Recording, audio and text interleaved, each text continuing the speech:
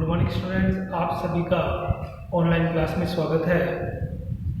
Last के video में एक क्वेश्चन पूछा गया था आप सभी से, और क्वेश्चन था आपका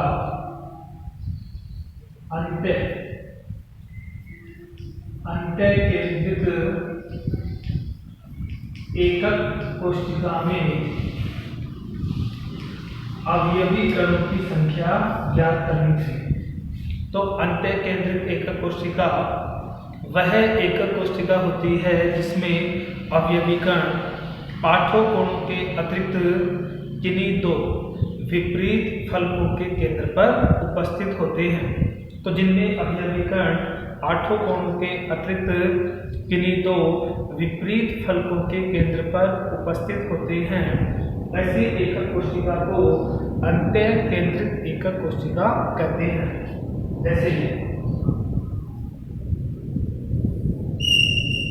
ये मान ली कोई एकक कोशिका है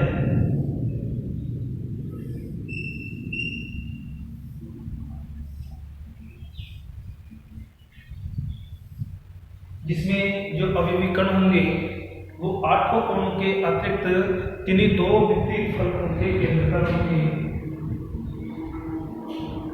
आठों कोणों के अवयवी कण हैं और किन्हीं दो आमने सामने वाली फलकों के केंद्र पर।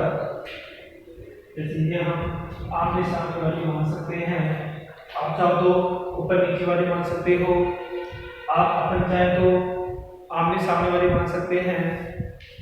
अब देखो इसमें 8 अवयवी कण है कोणों पर, 8 अवयवी कण कोणों पर उपस्थित है।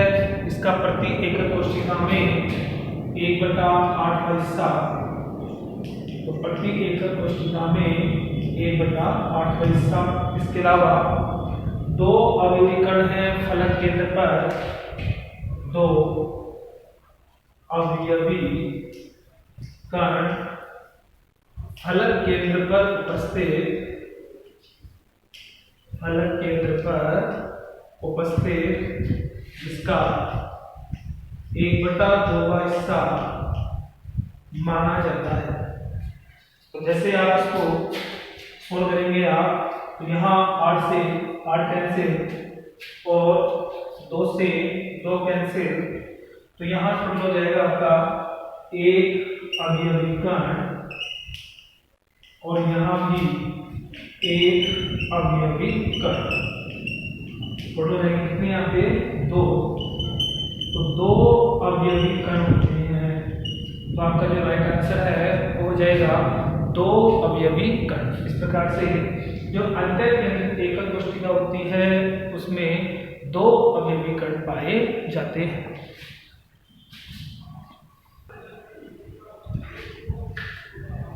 इसके बाद न्यू पॉइंट पढ़ते हैं अपन। ठोस क्रिस्टलों में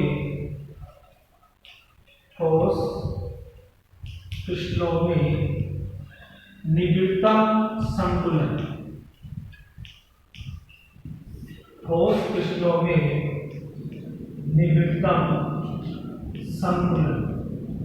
निबिड़तम संतुलन को इंग्लिश में कहा जाता है क्लोज पैकिंग।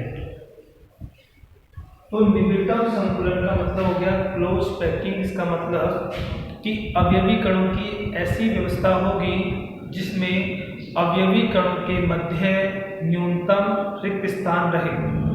तो ठोस क्रिस्टलों में अवयवी कणों की वह व्यवस्था जिसमें अवयवी कणों के मध्य न्यूनतम रिक्त स्थान रहे, ऐसी व्यवस्था को निबिड़तम संतुलन के नाम से जाना जाता है। क्लोज पैकिंग, जिसमें अवयवी कणों के मध्य न्यूनतम से न्यूनतम रिक्त स्थान शेष रहे, ऐसी अवयवी कणों की व्यवस्था को ठोस क्रिस्टलों में निबिड़तम संतुलन के नाम से जाना जाता है। अब ये जो आपका निबिड़तम संतुलन है उसके प्रकार देखें तो ठोस क्रिस्टलों में 3 प्रकार का निबिड़तम संतुलन पाया जाता है। तो निबिड़तम संकुलन होते हैं 3 प्रकार के। पहला होता है एक विमीय निबिड़तम संकुलन। तो पहला प्रकार हो जाएगा एक विमीय निबिड़तम संकुलन। दूसरा प्रकार द्विविमीय, 1 डायमेंशनल एक विमीय, 2 डायमेंशनल द्विविमीय निबिड़तम संकुलन। इसी प्रकार से त्रिविमीय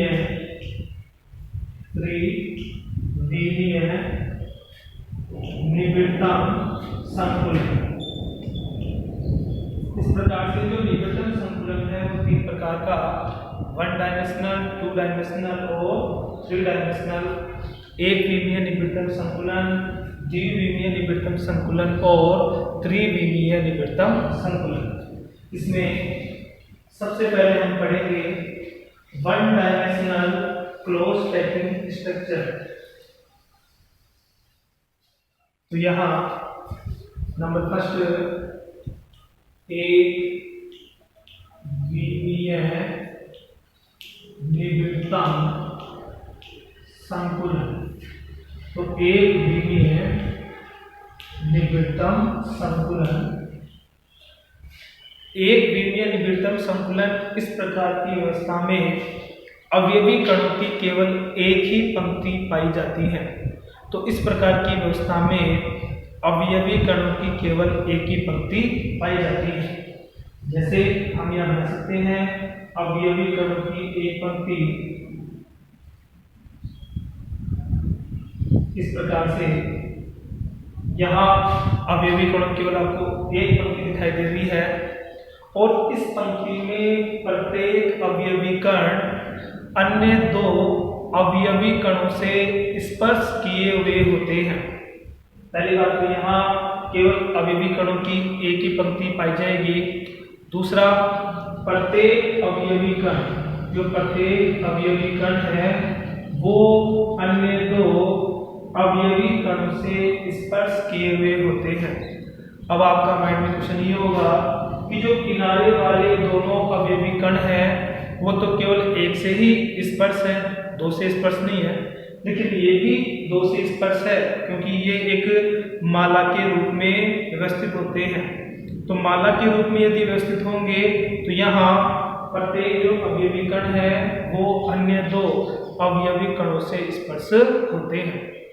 इस निबिड़तम संकुलन संरचना में प्रत्येक अवयवी कण अन्य जितने अवयवी कणों से स्पर्श किया हुआ होता है वह अवयवी कणों की जो संख्या होती है उस अवयवी कणों की संख्या को उप सहसंयोजन संख्या कहते हैं।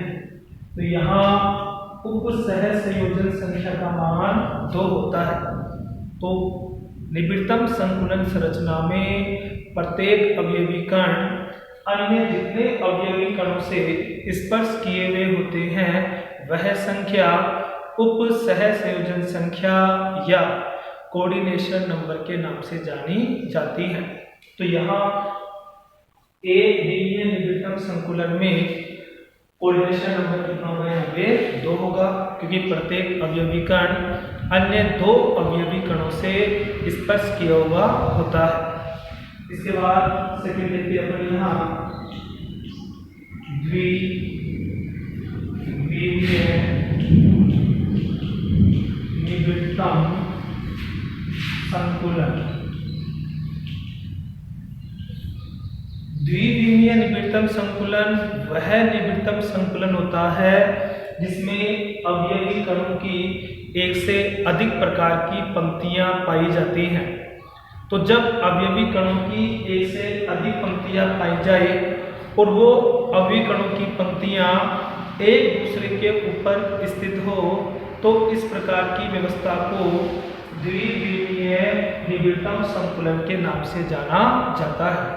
तो वह व्यवस्था जिसमें अवयवी कणों की एक से अधिक पंक्तियां पाई जाती हैं तथा वो पंक्तियां एक दूसरे के ऊपर व्यवस्थित होती हैं। इस प्रकार की व्यवस्था को टू डायमेंशनल या द्विविमीय निबिड़तम संकुलन के नाम से जाना जाता है। द्विविमीय निबिड़तम जो संकुलन है वो भी दो प्रकार का होता है। एक होता है वर्गाकार द्विविमीय निबिड़तम संकुलन और एक होता है षटकोणीय द्विविमीय निबिड़तम संकुलन। तो जो द्विविमीय निबिड़तम संकुलन है उसको आपने बांट दिया है दो भागों में, वर्गाकार द्विविमीय निबिड़तम संकुलन और षटकोणीय द्विविमीय निबिड़तम संकुलन। तो यहाँ सबसे पहले अपन पढ़ेंगे वर्गाकार द्विविमीय निबिड़तम संकुलन। तो एक पढ़ लेते अपन यहाँ वर्गाकार द्विविमीय निबिड़तम संकुलन। निबिड़तम संकुलन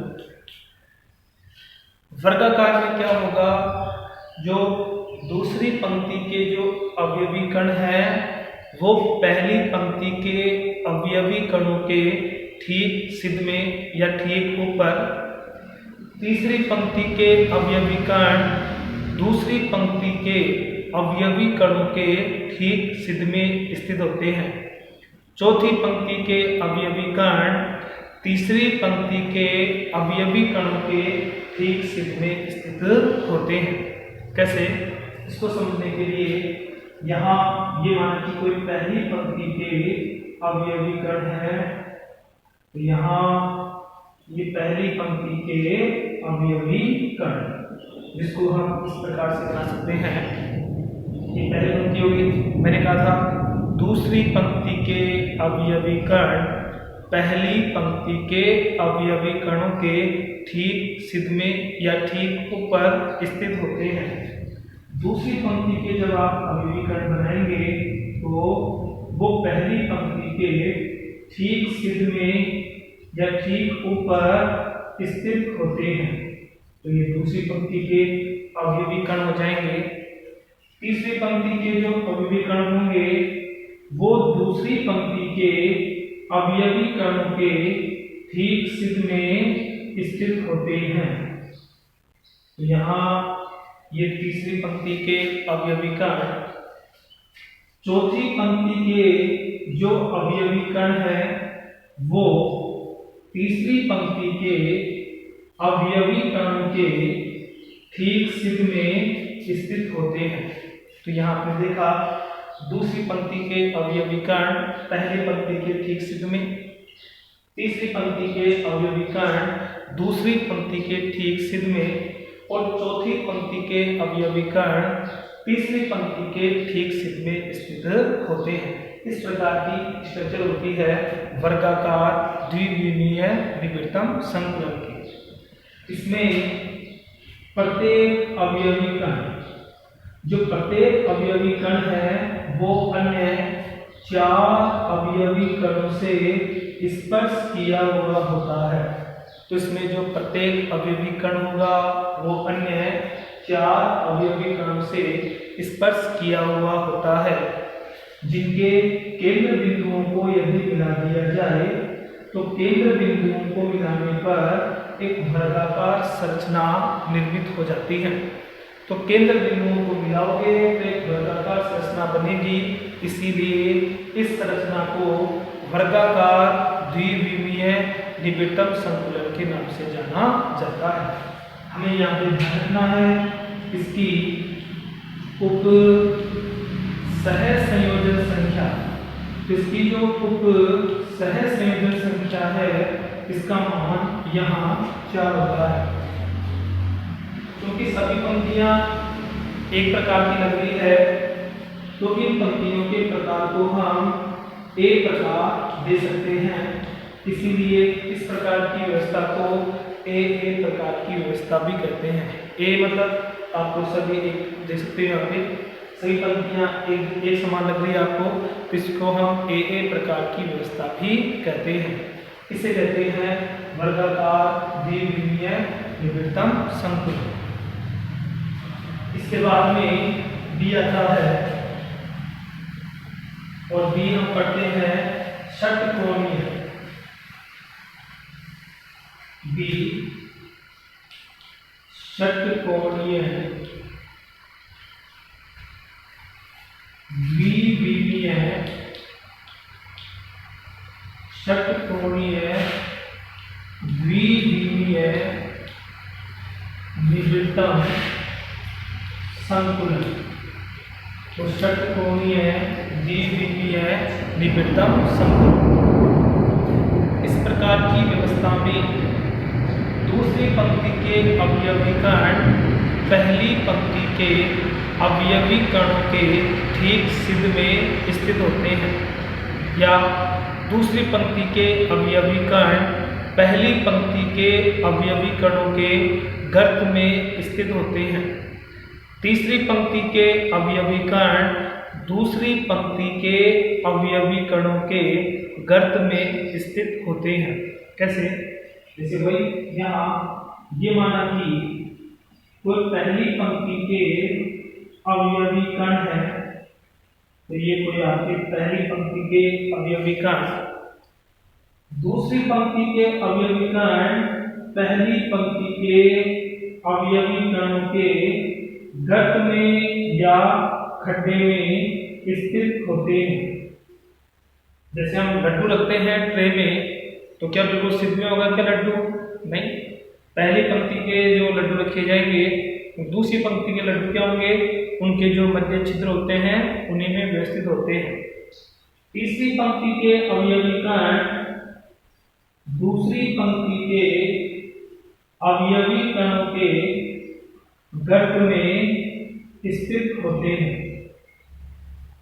चौथी पंक्ति के जो अवयवीकरण होंगे वो दूसरी पंक्ति के अवयवीकरणों के गर्त में स्थित होते हैं। तो यहाँ देखें, ये माना कि ये जो आपकी पहली पंक्ति है इसको हम ए प्रकार की पंक्ति मान लेते हैं, जो दूसरी प्रकार की पंक्ति है उसको हम बी प्रकार की पंक्ति मान लेते हैं। तीसरी जस्ट देखो पहले के समान है, तो जो तीसरी पंक्ति है वो जस्ट देखो आपकी पहले के समान है, तो तीसरी पंक्ति को हम वापस ए प्रकार की पंक्ति मान लेते हैं। चौथी पंक्ति जो होगी उसको हम बी प्रकार की पंक्ति मान लेते हैं। इस प्रकार से इस प्रकार की व्यवस्था को ए बी प्रकार की व्यवस्था कहते हैं। तो इस प्रकार की व्यवस्था में दूसरी पंक्ति के अवयवीकरण पहली पंक्ति के अवयवीकरणों के गर्त में स्थित होते हैं। तीसरी पंक्ति के अवयवीकरण दूसरी पंक्ति के अवयवीकरणों के गर्त में, और चौथी पंक्ति के अवयवीकरण तीसरी पंक्ति के अवयवीकरणों के गर्त में स्थित होते हैं। यहाँ जो एक अवयवीकरण है, एक अवयवीकरण अन्य 6, जो एक अवयवीकरण है वो अन्य 6 अवयवीकरणों के स्पर्श रहता है। तो यहाँ प्रत्येक अवयवीकरण अन्य 6 अवयवीकरणों के स्पर्श में रहता है, जिनके केंद्र बिंदुओं को मिला दिया जाए तो केंद्र बिंदुओं को मिलाने पर एक षटकोणीय वलय प्राप्त हो जाती है। षटकोणीय वलय प्राप्त होने के कारण ही इसे षटकोणीय द्विविमीय निबिड़तम संकुलन कहा जाता है, जिसकी हम यहाँ लिख सकते हैं उप सहज संयोजन संख्या। तो इसकी उप सहज संयोजन संख्या का मान 6 होता है। तो यहाँ जो कोऑर्डिनेशन नंबर है इसका मान 6 होता है।